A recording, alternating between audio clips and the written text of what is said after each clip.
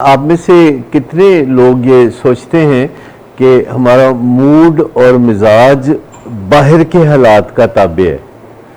यानी जब हमारे इर्द गिर्द हालात ठीक होते हैं और हमारा प्यारा नशा नहीं करता तो हमारा मूड अच्छा होता है, नहीं तो बुरा होता है।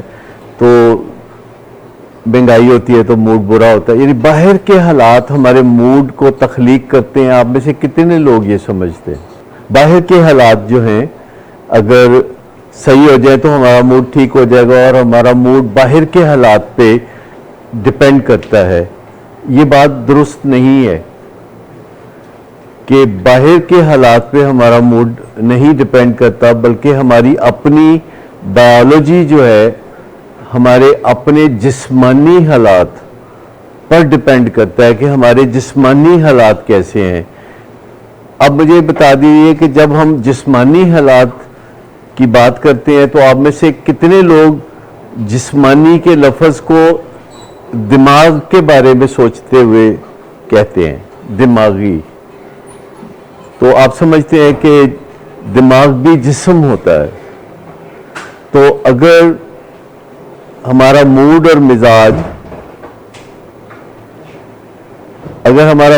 और मिजाज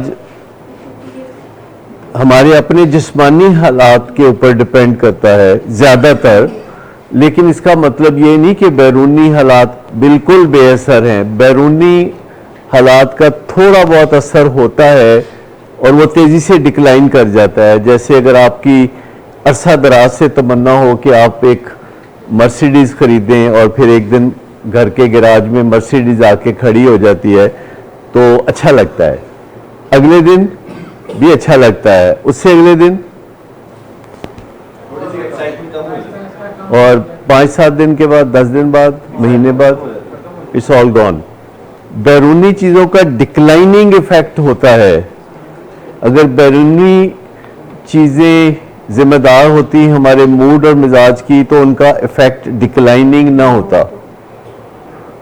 अगर किसी खातून का खामद उसे रोज़ाना खुश करे और रोज़ाना आके तो सलाम दुआ बड़े अच्छे तरीके से ले और पूछे कि बेगम साहबा कोई हुक्म हो तो फरमाइए, तो ये बात उस खातून को कितने दिन खुश रख सकती है? 1-2 दिन ही अच्छा लगेगा, ज़्यादा अच्छा नहीं लगेगा। तो ये जो बैरूनी चीज़ें होती हैं इनका डिक्लाइनिंग इफेक्ट होता है। लेकिन जब आपका अंदर ठीक होता है, अंदर का मौसम ठीक होता है, बायोलॉजी ठीक होती है, जिस्मानी हालात ठीक होते हैं, जिसका मतलब है कि ब्रेन भी जिस्म में शामिल है, तो उससे हमारा मूड जब तख्लीक पाता है तो वो एक पायदार चीज़ होती है। और आप कई दफ़ा देखते हैं कि आप एक छोटे से घर के बादशाह हैं, जो लोग यहाँ बैठे हुए हैं सरबराह घरों के, और वो कितना परेशान होते हैं। लेकिन कुछ लोग बड़े अदारों को चला रहे होते हैं, कुछ लोग मुआशरों को चला रहे होते हैं, कुछ लोग मुल्कों को चला रहे होते हैं। तो आपका क्या हाल है कि जो मुल्क का बादशाह होता है यानी वजीर आजम या सदर, कभी ऐसा हो सकता है कि उसको कोई बुरी खबरें ना मिले?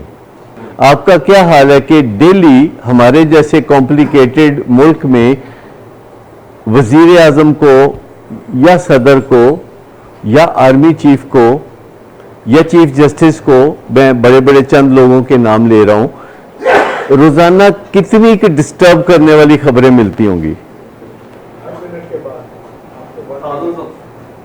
हर वक्त चल से चल, और आपको ख्याल है कि उनका कोई मूड खराब होता होगा, उनका भट्टा बैठ जाता होगा या कुछ ऐसा? कुछ भी नहीं होता उनको। वो अभी बयान दे छोड़ते हैं, मैं भरपूर मजम्मत करता हूँ, वो तो बस हो जाते हैं।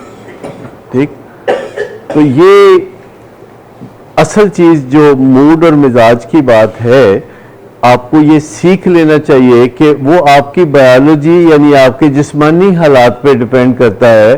और जिस्मानी हालात को आप 4 सिंपल चीज़ों से बेहतरीन बना सकते हैं। 4 सिंपल चीज़ें, और वो चारों की चारों ऑलमोस्ट फ्री हैं। पहली सिंपल चीज़ जो ऑलमोस्ट फ्री है वो है वॉक, एक्सरसाइज वॉक। अगर आप रोज़ाना 10,000 स्टेप्स चलते हैं तो महंगाई में भी आप मुफ्त में चल सकते हैं। और अगर आप रात जल्दी सो जाएं, जैसे कि 9-10 बजे, तो इस पर भी कोई खर्चा आने वाला नहीं है। और अगर आप घर वालों के साथ इखलाक से बात करें तो ये भी महंगा नहीं हुआ अभी, ये भी अनमोल है, लेकिन ऐसे को महंगाई इसको मुतासर नहीं करती। और खाने पीने की चीज़ों में जो सस्ती तरीन चीज़ें हैं, अगर आप वो खाएं तो उससे ये आपकी बायोलॉजी ठीक होती है।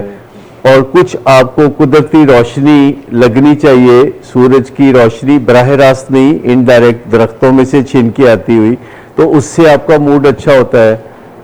और ये रोशनी, ताल्लुकात का सही रखना, खाना पीना सादा रखना, हल्का फुल्का, कोई ऐसी चीज़ें नहीं खानी जो कि मैदे पे बोझ बनने वाली हैं, और सोना जल्दी, जागना जल्दी और वॉक करना। तो ये बिल्कुल एक सस्ते में खुशी पाने के आला तरीके हैं। आप मुझे बताइए कि अगर किसी बंदे को हर महीने उसकी आमदनी डबल हो जाए तो 6 महीने बाद वो कितना खुश होगा, और अगर वो 6 महीने मुसलसल रोज़ाना 45 मिनट्स वॉक करे तो वो कितना खुश होगा, और दोनों में से किस तरह ज़्यादा खुश होगा, बताइए। इस पर रिसर्च हुई है बाकायदा कि कोई शख्स जिसकी हर महीने आमदनी डबल हो जाए 6 महीने तक, वो कितना खुश होगा, और कोई शख्स जो 6 महीने मुसलसल रोज़ाना 45 मिनट्स पैदल चले तो वो कितना खुश होगा, बताइए। जो वॉक करेगा वो ज़्यादा खुश होगा, क्योंकि उसकी बायोलॉजी उससे मुतासर होगी। और हर महीने जिसकी आमदनी डबल होगी उसको तीसरे महीने जाके महसूस होगा कि यार डबल होना भी कोई बड़ी गल है, तो 4 गुना तो होनी चाहिए या 8 गुना तो होनी चाहिए। लेकिन वॉक करने से डिक्लाइनिंग इफेक्ट नहीं होगा। 15 दिन मुसलसल आप वॉक करें तो 16वें दिन आपको उसके फ़वाइद का पता चलना शुरू हो जाएगा और आपको अच्छा महसूस होना शुरू हो जाएगा। लेकिन ये जो मूड और मिजाज है हमारा इतनी कीमती चीज़ है, और हम इसको इतनी लापरवाही से रखते हैं कि इसको जो मर्जी आके कोई ख़राब कर जाता है। हर एक को खुली छुट्टी है कि वो आए और हमारा मूड ख़राब करे। हम खुद इजाज़त देते हैं, बाकायदा माहौल बना हुआ है कि हम खुद इजाज़त देते हैं कि आए और हमारा मूड ख़राब कर दे। और नशा करने की सिर्फ एक वजह है कि हमारा मूड ख़राब होता है। अगर हमारा मूड ख़राब ना हो तो हम नशा नहीं करेंगे। ये जो मूड ख़राब होता है ये बुनियादी तौर पर हमारे नज़रियात से ख़राब होता है, जो कि सदियों से एवोल्यूशन में पड़े हुए हैं। हमारे नज़रियात भी बेहतरी की तरफ गामज़न हैं, लेकिन शुरू में पसमानदा नज़रियात ही थे और उनको इंसानों ने बेहतर बनाना शुरू किया। वो सोचना शुरू किया तो उन्होंने अपनी ज़िंदगी को बेहतर बनाना शुरू किया, इसीलिए इंसानों ने तरक्की की और इंसान की नस्ल को भी कोई ख़तरा नहीं, जबकि बहुत सारे दूसरे जानदारों की नस्ल को ख़तरा है क्योंकि वो तरक्की नहीं कर रहे। और इसका मतलब है कि वो तनज़्ज़ुली कर रहे हैं, और बहुत से जानदार ऐसे हैं कि जिनके नस्ल दर नस्ल तादाद कम हो रही है, और उसमें कोई छोटे मोटे जानवर नहीं, हाथी भी कम हो रहे जो कि बहुत तगड़ा जानवर होता है, परिंदे कम हो रहे हैं, वो हिजरत कर रहे हैं, और दरियाओं में मछलियाँ कम हो रही हैं क्योंकि हम उनमें फुजला फेंक देते हैं, तो मछलियों के लिए उसकी सेहत खराबी का बायस बनती है। तो हमारे जो मूड और मिजाज का मामला है, ये है हमारा सब्जेक्ट अगर हम नशे की बीमारी से बचना चाहते हैं। क्योंकि जब हम नशा करते हैं तो नशे की बीमारी का ख़तरा पैदा हो जाता है, नशा करने से इम्कान पैदा हो जाता है कि हमें नशे की बीमारी होगी। ये बात आपको समझ में आती है कि हर नशा करने वाला नशे का मरीज नहीं होता। जी सर। जैसे हर मिठाई खाने वाला शुगर का मरीज नहीं होता। आपके ख्याल में कोई बंदा अगर किलो मिठाई खा ले तो क्या उसकी शुगर 126 से ऊपर जाएगी अगर उसको डायबिटीज नहीं जाएगी? आपको पता है कि आप 1.5 किलो मिठाई खा ले अकेला बंदा, जो कि लाहौर में लोग खा लेते हैं, तो इतनी मिठाई खाने के बावजूद उसके ब्लड में जो शुगर रहेगी वो 126 से कम रहेगी अगर उसको डायबिटीज नहीं है। जिसमें लोग नशा कर रहे होते हैं और काम भी कर रहे होते हैं, बल्कि ज्यादा काम कर रहे होते हैं, बहुत बहुत फुर्तीले लग रहे होते हैं, बहुत एनर्जियां उनमें होती हैं, लेकिन फिर कुछ लोग होते हैं जिनका जिस्म नशे के खिलाफ रद्द-ए-अमल देना शुरू कर देता है, यानी साइड इफेक्ट्स देना शुरू कर देता है। और जो मेन इफेक्ट है वो कम हो जाता है, साइड इफेक्ट्स ज्यादा हो जाते हैं। जैसे हर दवाई का एक मेन इफेक्ट होता है, कुछ साइड इफेक्ट्स होते हैं, तो नशों का भी एक मेन इफेक्ट होता है, कुछ साइड इफेक्ट्स होते हैं। तो मेन इफेक्ट कम होता जाता है, साइड इफेक्ट बढ़ते जाते हैं। क्या कभी आपने अपने फैमिली मेंबर्स को इस प्रॉब्लम में फंसे हुए देखा है कि वो नशा करते हैं तो उनका मेन इफेक्ट कोई खास नहीं हो रहा, साइड इफेक्ट बहुत हो रहे हैं। और इस तरह नशे की बीमारी का आगाज होता है जिस्मानी खराबी की वजह से, जो कि जेनेटिक इन नेचर है। कुछ खानदानों में लोग नशा करते हैं तो वो किसी हद तक नशे के साथ निभाह करते हैं। कुछ खानदानों में जब लोग नशा करते हैं तो आगे चल के वो नशेई हो जाते हैं। नशेई होने की निशानी यह है कि वो हर शय को भुला देते हैं, सिर्फ नशे को याद रखते हैं, और उनका जो मूड है वो उसको संभालते रहते हैं, मूड गिरता रहता है। और फिर जो फैमिली मेंबर हैं वो इस चीज के ऊपर रद्द-ए-अमल देते हैं अपना अपना, और वो रद्द-ए-अमल 3 किस्म का होता है, 3 में से एक किस्म का। मैं चाहूंगा कि आप थोड़ी मेरी मदद भी करें पहचान के कि आप पे क्या हुआ जब आपको पता चला कि आपका फैमिली मेंबर नशा करता है, तो आप पे क्या असर हुआ। मिसाल के तौर पर एक असर होता है कि आप बहुत अच्छे बनने की कोशिशें करते हैं। आपका ख्याल होता है कि अगर मैं बहुत अच्छा बनूंगा तो इससे फर्क पड़ेगा और मेरा प्यारा नशा करना छोड़ देगा, खादमे आला बन जाते हैं। बिल्कुल दूसरा रास्ता जो इख्तियार करते हैं वो ये है कि वो गुस्से गुस्से में रहने लगते हैं, बागी बागी से हो जाते हैं। बागी बागी याद है? वो बागी बागी से हो जाते हैं, हर बात में विंगे विंगे चलते हैं। तीसरा रास्ता है बेहिसी का रास्ता, पत्थर बन जाना कि मैनू की जी जो मर्जी करो। और इन 3 रास्तों पे चलते हैं। आप में से कोई पहचान सकता है कि जब आपको पता चला कि आपका प्यारा नशा करने लगा है और आपको लगा कि ये आपके साथ ज्यादती है, ये बेवफाई है, ये बिट्रेयल है, बिट्रेयल, ये धोखा हो गया इसकी तरफ से हमारे साथ, तो फिर आपका रद्द-ए-अमल ये था कि too good to be true बन जाए, बहुत अच्छे बन जाए, या विंगे विंगे रहने शुरू कर दें, या फिर बेहिस हो जाए कि मैनू की। होता है, ध्यान उधर ही होता है, लेकिन जाहिर करते हैं कि मुझे कुछ नहीं, मुझे नहीं कोई फर्क पड़ता। लंबी चौड़ी बंदा सोचता है, एक जिसे सलामी का कानून कहते हैं, लॉ ऑफ रेसिप्रोसिटी, रेसिप्रोकल से, कि मैं अच्छा करूंगा तो उसका जवाब अच्छा मिलेगा, और फिर जब जवाब अच्छा नहीं मिलता तो फिर बीच में गुस्सा भी करते हैं, बुरा भला भी कह देते हैं। तो ये जो 3 रास्ते हैं ये अपने दिफा के लिए इख्तियार किए जाते हैं ताकि कोई टेंशन कम हो, सर्वाइवल हो जाए, गुजारा मुजारा हो जाए। लेकिन अल्टीमेटली बंदा जज्बाती तौर पर मफलूज हो जाता है जब वो एक ही किस्म के रास्ते पे चलता रहता है जिसका कोई फायदा नहीं होता। जब आप एक ही काम करते रहते हैं जिसका कोई फायदा नहीं होता तो अल्टीमेटली आप बहुत दिल शिकस्ता हो जाते हैं। तो ये 3 रास्ते हैं जिसमें फैमिली वाले चलना शुरू होते हैं, और वो सारे एक ही स्टेजेस पे नहीं होते, आगे पीछे चल रहे होते हैं। जितना बुरा हाल नशे से मरीज का होता है, बाज फैमिली मेंबर का भी उतना ही बुरा हाल नशा किए बगैर ही हो जाता है, या उससे ज़्यादा होता है। कमोबेश स्पीड का फ़र्क होता है, मुख्तलिफ स्पीड से घर वाले भी नशे की बीमारी के ज़ेरे असर मूड की खराबी का शिकार हो जाते हैं। वो नेचुरली स्पॉन्टेनियस नहीं रहते और उनके अपने अंदर मूड की खराबी बढ़ती चली जाती है, जिसे हम कहते हैं रोगी हो जाना। और वो सोच रहे होते हैं, अब फिर आपसे एक सवाल है कि वो सोच रहे होते हैं कि अगर हमारा मरीज कल नशा छोड़ दे हम परसों ठीक हो जाएंगे। तो मुझे बताइए कि अगर आपका मरीज कल नशा छोड़ दे तो आप परसों ठीक हो जाएंगे?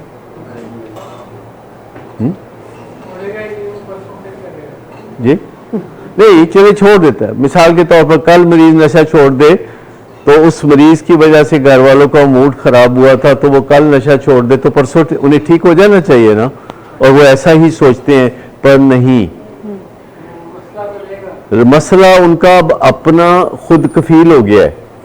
अब घर वालों का जो खराब मूड है वो मरीज के अच्छा बनने से, बुरा बनने से, बादशाह बनने से, वजीर बनने से उसको कोई फर्क नहीं पड़ेगा। मुझे बता दीजिए कि जब आप तीली से चूल्हा जला देते हैं तो तीली बुझ जाती है, तो क्या चूल्हा भी बुझ जाता है? चूल्हे की एक अपनी जिंदगी चली होती है। अमूमन बंदा ये सोचता है कि अगर मेरा बेटा या मेरा फैमिली मेंबर नशा छोड़ के बहाली की तरफ, बस कुछ ही दिनों की बात है कि मैं ठीक ठाक हो जाऊंगा। इसे कहते हैं मारे घुटना फूटे आंख, कि वो ठीक हो जाएगा तो मैं ठीक हो जाऊंगा। लेकिन आग से जब आग लगती है जंगल में दरख्तों को, तो सबकी आग बुझानी पड़ती है। वो जो ओरिजिनली जिस दरख्त को आग लगी थी उसकी आग बुझाने से बाकी दरख्तों को कोई फर्क नहीं पड़ेगा। और अगर आप उस दरख्त की आग बुझाएंगे जिसको आग लगी थी और बाकी दरख्तों को नहीं छेड़ेंगे, तो वो वापस उस असली दरख्त को फिर आग लगा देंगे। लेकिन यहां एक अहम नुक्ता जो मैं समझाना चाहता हूं कि अगर आपके मरीज को सेहतयाबी मिल जाए, जो हमारी तमन्ना है, हमारी दुआ है, तो आपका मूड तो फिर भी ठीक नहीं होगा। तो इसके एक उलट बात यह है कि जब तक अभी आपके मरीज को सेहतयाबी नहीं भी मिलती और वो नशा नहीं छोड़ता, तो आप जिद्दोजहद करके अपने मूड को संवार लें, बना लें, तो इससे क्या होगा? क्योंकि अगर उस पर डिपेंड ही नहीं करता, आपका मूड है और उसका मूड है, अगर से आप माँ बेटा हैं या आप बाप बेटा हैं, लेकिन आपका मूड है, आपकी सांसें हैं, आपका गुस्सा और आपका जो बिहेवियर है वो आपका है, वो उसका अपना है, आपका अपना है, और आप एक करीबी रिश्ते में हैं। लेकिन अभी अगर जब तक वो नहीं भी ठीक होता, सेहतयाब नहीं भी होता, तो अगर आप अपने मूड को नॉर्मल बना लेते हैं तो क्या ये मुमकिन है? अगर आप अपना मूड ठीक कर लेते हैं तो यकीनी तौर पर उसको भी फायदा पहुंचेगा, क्योंकि आपके खराब मूड से उसको कोई मदद नहीं मिलती नशा छोड़ने में। और जो फैमिली होती है, इसमें एक दूसरे से मुतासर होना एक मुसलसल खेल है।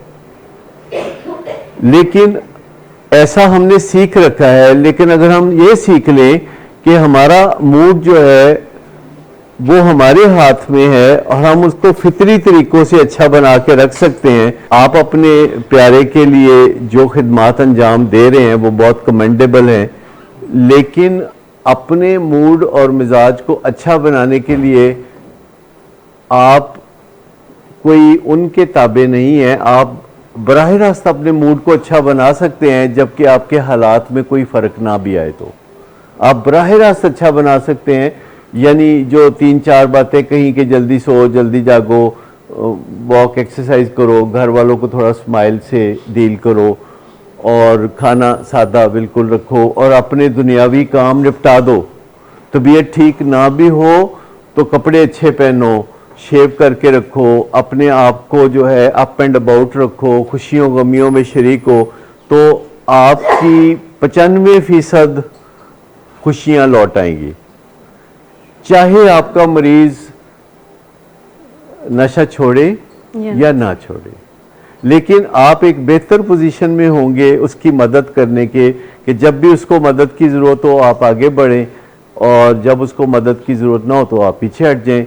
एक डिटैच्ड अटैचमेंट हो कि जब उसको ज़रूरत हो और वो आपको आवाज़ दे कि मुझे आपकी मदद की ज़रूरत है, तो आप आगे बढ़े, अगर वो आवाज़ नहीं देता कि मुझे मदद की ज़रूरत है तो पीछे रहें। जब आप अपनी ज़िंदगी को नॉर्मल रूटीन में रखना शुरू करेंगे तो डिटैच करना पड़ेगा, लेकिन जब वो आवाज़ दे कि मुझे आपकी मदद की ज़रूरत है तो एज ए फैमिली मेम्बर आप आगे बढ़ते हैं, आप अटैच हो जाते हैं और आप मदद सिर्फ एक काम में करते हैं,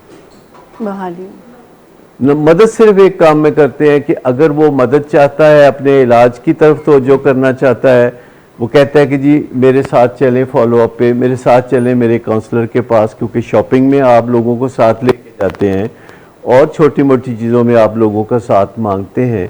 तो जब डॉक्टर पे कोई जाता है तो वो चाहता है कि उसकी बीवी या उसके बच्चे उसके साथ जाएं। तो ऐसे मौके पे जब इलाज का मामला हो तो आप उसके साथ जाएं, लेकिन जब वो नशे की वजह से किसी मुसीबत में फंसता है तो फिर आप घर में बैठे। क्या आप समझते हैं कि किसी बीवी का फर्ज है कि उसका खामद कहे कि टेलीफोन करके कहे कि भज के फलानी जगह ते आ जाओ, एक बुढ़ी मैनू घेर के खलोती है तो मैनू गड्डी च नहीं बहन दिंदी, ते वो कहती है कि जी मोबाइल भी उन्हें मेरा खो लिया है ते वो मैनू जान नहीं पी दिंदी ते दरवाजे के अगे खलो गई है ते मैनू आके बचा, ते बीवी जाके ते बचाती।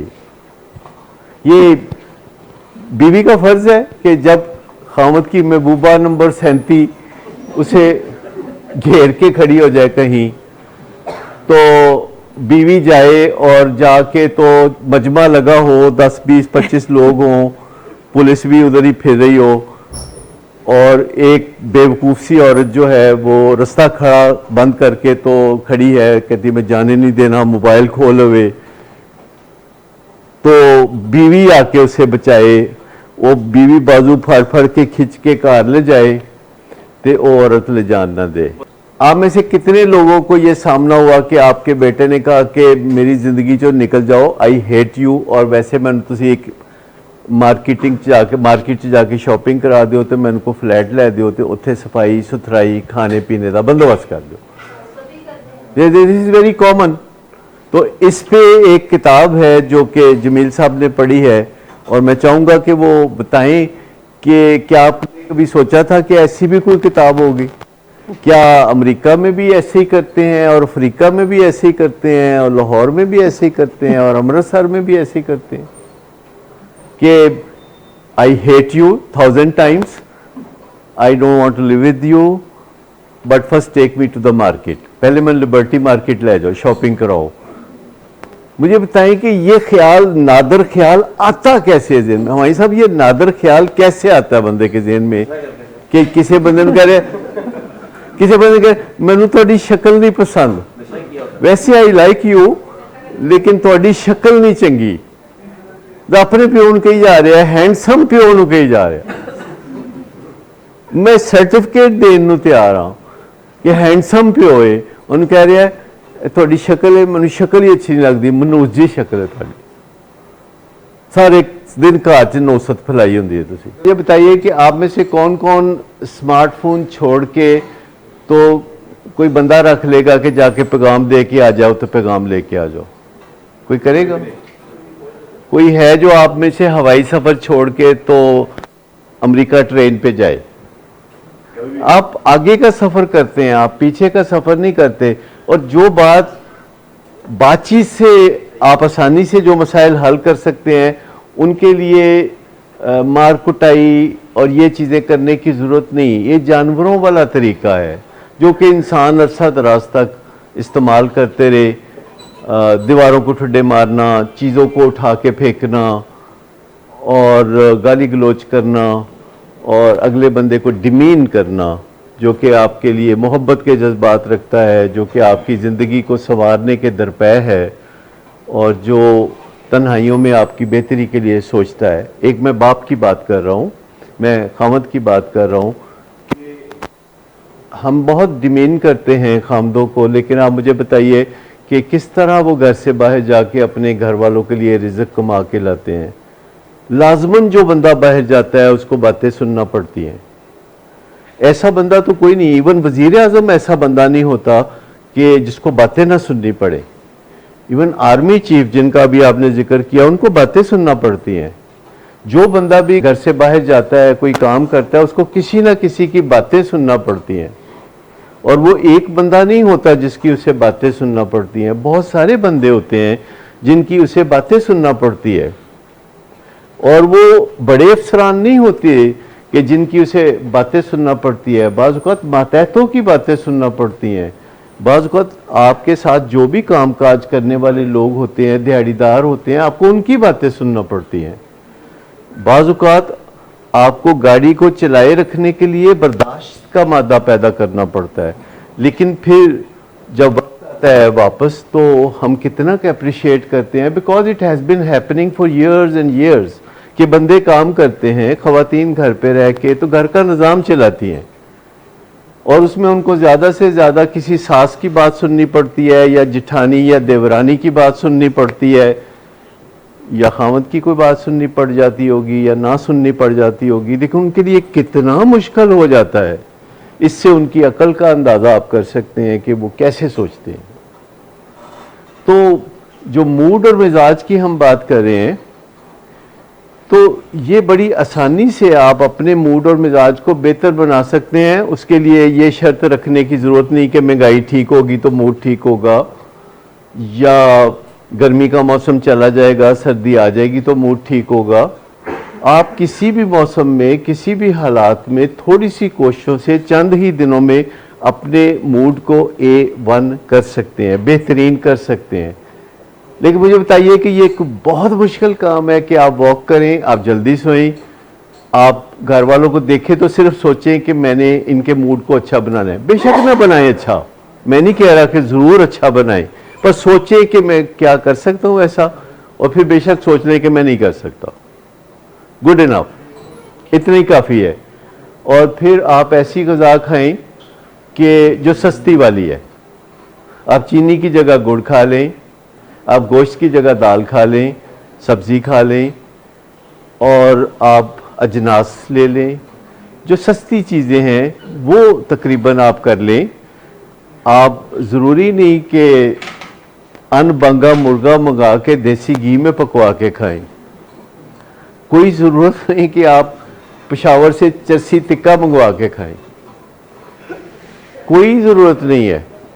आप बहुत सादा सी ग़िज़ा, आप चने खा लें नान के साथ या रोटी के साथ, और अगर आपने वॉक की हुई थी, और अगर आपने नींद पूरी की हुई थी, और अगर आपने अपने दिमाग को मनफी ख्यालात से पाक रखा था, तो आपको बेइंतहा मज़ा आ जाएगा। वरना आप जहाँ मर्ज़ी से खाना ऑर्डर कर दें, आपको मज़ा नहीं आएगा। आप हर वक्त घर के बाहर देखेंगे कि बंदा लिफाफे लेके आ रहा है खाने के, पर आपको कोई मज़ा नहीं आ रहा। तो मज़ा तो हमारे अंदर होता है। लेकिन मैं सिर्फ ये पूछ रहा हूँ कि अपने मरीज से पहले ठीक होना है मूड और मिजाज के एतबार से, कि बाद में ठीक होना है? क्या उसके लिए एग्जाम्पल सेट करनी है कि देखो हमने अपना मूड ठीक कर लिया, या आपने इंतज़ार करना है? क्योंकि वो ठीक हो ना हो, अल्लाह करे वो कल से पहले ठीक हो जाए, लेकिन वो ठीक हो ना हो, आपके ठीक होने में तो कोई ख़ास रुकावट नहीं है, आपके ठीक होने में तो कोई बहुत बड़ी हर्डल नहीं। इतनी स्ट्रांग होती है पेरेंट्स की कि वो जब पेशेंट भी ठीक हो जाता है उसके बाद भी प्रोवोकिंग और नेगलिंग करते हैं, और वो सारा कुछ क्योंकि वो समझ रहे होते हैं कि बीमार हमारा बच्चा है, बीमार हमारा प्यारा है। वो ये नहीं समझ रहे होते कि हम भी बीमार हैं, और हम उन्हें बता रहे होते हैं पर वो सुन नहीं रहे होते। हम उन्हें वाज़ेह तौर पर बता रहे होते हैं, और कतई तौर पर आप में से कोई भी नहीं कह सकता कि हमने उनको पहली फुर्सत में नहीं बताया कि आप भी बीमार हो गए। तो आप समझते हैं कि शायद हम रस्मी तौर पर कहते हैं। जब हम कहते हैं कि मरीज़ बीमार है तो आप समझते हैं कि हम रस्मी तौर पर कहते हैं ए केड़ी बीमारी है, तो बदमाशी है, ये तो अपने हाथों इसने अपने आप को ख़राब किया है। ये बातें बिल्कुल गलत हैं। कोई अपने हाथों अपनी ज़िंदगी जानबूझ के नहीं ख़राब करता। ये उसकी लाइल्मी होती है, ये उसका डिफ़ॉल्ट होता है, ये उसकी सोबत का असर होता है, ये उसके जीन्स में एक चीज़ होती है कि अगर वो नशा करेगा तो फंसेगा। जीन्स में दो किस्म के हालात होते हैं कि कोई नशा करेगा तो फंसेगा कि नहीं फंसेगा। ये दो किस्म के हालात होते हैं। तो अगर किसी की जीन्स में ये हालात हो के नशा करेगा तो फंसेगा। जैसे कई लोगों की जीन्स में होता है कि अगर वो मिठाइयाँ खाएंगे तो डायबिटीज़ होगी, लेकिन जिसकी जीन्स में नहीं है कि मिठाई खाने से डायबिटीज़ होगी तो नहीं होगी। तो असल तो जीन्स की बात है कि कोलेस्ट्रॉल बढ़ेगा कि नहीं बढ़ेगा। आप बिल्कुल कोई फैट्स वाली चीज़ ना ले, अगर कोलेस्ट्रॉल ने बढ़ना है तो कोलेस्ट्रॉल ने बढ़ना है, लेकिन आप चाहें तो उस पर असरअंदाज हो सकते हैं और जीन्स को बीट किया जा सकता है। लेकिन मैं आपको बताऊं कि सोबत को बीट नहीं किया जा सकता। कोई बंदा ऐसा नहीं होता कि जिसके ऊपर सोबत का असर ना हो। हर बंदा कहते नहीं मैं नहीं किसी की बात सुनता, लेकिन हर बंदा जो है वह लाई लग होता है। ये साइंस कहती है कि हर बंदा गलेबल होता है, लाई लग होता है, उसके ऊपर दूसरों की बातों का असर होता है, चाहे वो आप हो चाहे वो मैं हूँ। पर मेरे पास ये चॉइस होगी और आपके पास ये चॉइस होगी कि हम उस बंदे के करीब भी ना फटके कि जो हमें पुट्ठी मत देता है। अगर नशे का मजा एक बंदा लेता है तो नशे की तकलीफें भी वही ले ले, ताकि वो कनेक्ट तो कर सके कि नशे से मजा भी मिलता है और नशे से तकलीफें भी होती हैं। वो कनेक्ट तो करने दें, लेकिन ऐसा कारोबार जिसमें मुनाफा किसी और का और खसारा अगर आपका हो तो ऐसा कारोबार तो दूसरे को सूट करता है कि मुनाफा किसी और का, खसारा किसी और का। तो ये तो चीज़ें बदलनी पड़ेंगी। लेकिन अगर आप लीडरशिप का मुजाहरा करें बतौर वालिदैन या बतौर फैमिली मेम्बर और अपने रोग से निकलें, अपने ख़राब मूड से निकलें, जिसके लिए कोई एक्सपेंसिव ट्रीटमेंट नहीं चाहिए आपको, जस्ट 4 स्टेप्स जिससे 95% आपके मूड की डिफ़िकल्टीज ठीक हो जाएंगी। और अगर आपके मूड की 95% डिफ़िकल्टीज ठीक हो जाएं तो आपको और क्या चाहिए। और अगर इससे आपका प्यारा ये देखे कि मेरे घर वाले अगर बदल सकते हैं तो मैं भी बदल सकता हूँ, उसको भी हौसला होगा। लेकिन अगर आप हर वक्त 2 दिन वो नशा नहीं करता तो आप उम्मीद लगा लेते हैं कि अब वो कभी नशा नहीं करेगा और आप शादियाने बजाना शुरू करते हैं और उसके पीछे चलना शुरू कर देते हैं और फिर वो नशा करता है तो फिर आप आसमान से नीचे आ गिरते हैं और फिर आप बिल्कुल मायूस हो जाते हैं। फिर मेरी तो बस हो गई है, मेरी तो बस हो गई है। भाई अगर बस हो गई है तो थोड़ा रेस्ट कर लो, क्योंकि जब भी हम में से कोई थक जाता है और हम कहते हैं कि हमारी बस हो गई है तो रेस्ट करने से दोबारा रिवाइवल आ जाएगा। 1-2 दिन आराम कर लें, क्योंकि जो आपका ऑब्जेक्टिव है या जो आपका गोल है उसकी अहमियत तो कम नहीं हुई। देखो, एक तो होता है ना कि आपने कोई ऐसा मंसूबा पकड़ा हुआ है कि उसकी अहमियत ही खत्म हो गई है, तो मंसूबे की अहमियत तो अपनी जगह है, तो आप रेस्ट करके अपने मूड को रिवाइवल की तरफ ले जा सकते हैं। आप टाइम आउट ले लें, अपने आप कार्ड रख लें, पीला कार्ड रख लें, जेब में से निकाल लें, पीला कार्ड देखें, फिर वापस जेब में रख लें, 2 दिन किसी से ना मिले, रेस्ट करें, खाएं पिएं और टीवी देखें। हाँ, ज़्यादा तकलीफ हो तो रेड कार्ड निकाल के तो अपने आप को दिखाएं, फिर रख लें जेब में से। ऐसा तो कोई कानून नहीं कि आप अपने आप को कार्ड नहीं दिखा सकते। फिर तबीयत सेट हो तो ग्रीन कार्ड कटो, तो फिर देख के तो फिर शुरू हो जाओ। तो अपने आप को रेगुलेट तो किया जा सकता है ना। जितने भी कारामद लोग होते हैं ना, जितने भी करू लोग होते हैं जो कि बहुत अच्छे अच्छे कारनामे कर रहे होते हैं, उनकी बैशिंग सबसे ज़्यादा होती है। जो भी बंदा कुछ करता है ना उस पर इल्ज़ाम तराशी सबसे ज़्यादा होती है। जो जिम्मेदारियां उठाता है उस पर नुक्ताचीनी सबसे ज़्यादा होती है। तो जो खाली ऑप्टिक्स पे लगा रहता है, कोई अकेला नहीं सोएगा, कोई भूखा नहीं रहेगा, क्या किस्म, मतलब ये कोई बात है भला? मुझे कोई जी कल्ला नहीं सोएगा, मतलब ये कोई किसी हुकूमत का मंसूबा होता है कि कोई कल्ला सोएगा कि नहीं सोएगा? ठीक, तो ये तो अपनी मर्जी होती है बिल्कुल।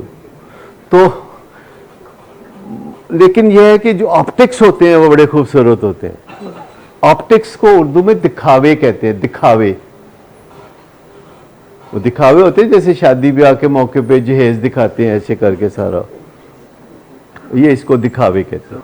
असल काम जो है, जो अपने लिए करना चाहते हैं, आज के ज़माने में इंसानों को सबसे ज़्यादा ख़तरा उनके अपने मूड से है, अपने मूड से। वो कहते हैं ना, इस घर को आग लग गई घर के चिराग से। ये जो हमें आग लगती है ना अपने मूड से लगती है और ये बहुत बुरी आग होती है, ये भस्म करके रख देती है। बाज़ औक़ात ये जो मूड की आग होती है ये नशे की तरफ ले जाती है, बाज़ औक़ात ये रोग की तरफ ले जाती है, बाज़ औक़ात ये खुदकुशी की तरफ ले जाती है। ये होती है मूड की आग, ये भस्म करके रख देती है। आज के ज़माने में 21वीं सदी में हम सबको ख़तरा किसी और से नहीं है, अपने आप से है। आपको पता है कि दूसरे लोगों के हाथों इस दुनिया में हर साल 5 लाख लोग मर जाते हैं, मर्डर हो जाते हैं, लेकिन अपने हाथों में मरने वाले की तादाद 10 लाख है। और आपको लगता है कि गैर लोग जो हैं वो आपकी ज़िंदगी के दुश्मन हैं? तो I am here to tell you कि नहीं, 90% जो मर्डर होते हैं वो अपने करते हैं, 10% हिस्सा छोटा मोटा गैर लोग भी डाल देते हैं। 90% लोग अपनों के हाथों मरते हैं, दोस्तों के हाथों, रिश्तेदारों के हाथों, खामद या बीवी के हाथों, भाई के हाथों, बाप या बेटे के हाथों। क्या हम मान सकते हैं कि जिन पे हम तकिया करते हैं वही पत्ते हवा देते हैं? क्या हम पहचान सकते हैं कि जो दुश्मन कहाँ है? दुश्मन हमारे मन में है, जो कहता है कि मर जाओ। हम में से हर एक को इनवेरिएबली ज़िंदगी में ये ख्याल आता है और पलना शुरू हो जाता है कि ऐवी कोई ज़िंदगी है, ऐदे नालों तो बंदा मर ही जाए तो चंगा है।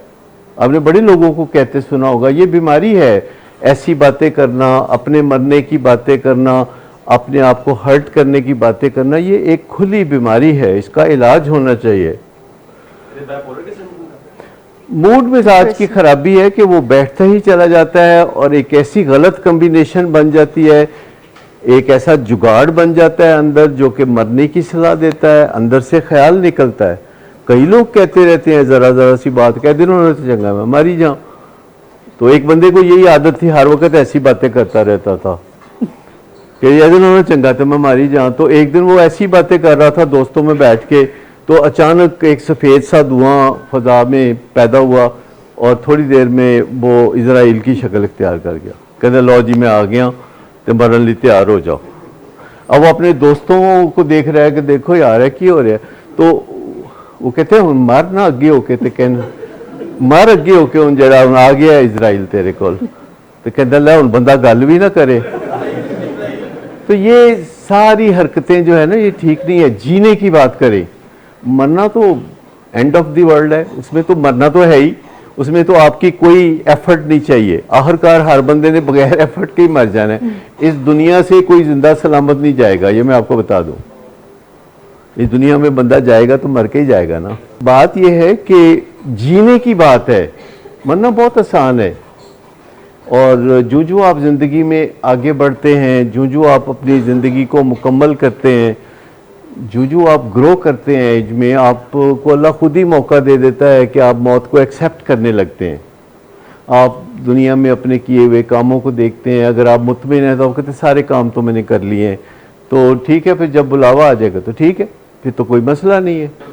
असल बात है अगर आप अपने मूड की हिफाजत करते हैं तो कोई चीज़ आपको ओवरवेल्म नहीं करती। बस थोड़ा बहुत फिक्र और तरद्दुद होता है, ओवरवेल्म नहीं करती। आपकी कारकर्दगी मुतासर नहीं होती, कोई रफड़ हो, कोई ज़िंदगी में रौला हो, आप अपने काम करते रहते हैं, खाते पीते रहते हैं, वॉक करते रहते हैं, सोते जागते रहते हैं, और जो आपकी जिम्मेदारियां हैं वो अगर आप पूरी करते रहते हैं तो जल्दी आप उस ट्रबल में से निकल भी जाते हैं। लेकिन जीना है असल बात, और वो बड़ा मज़े का काम है।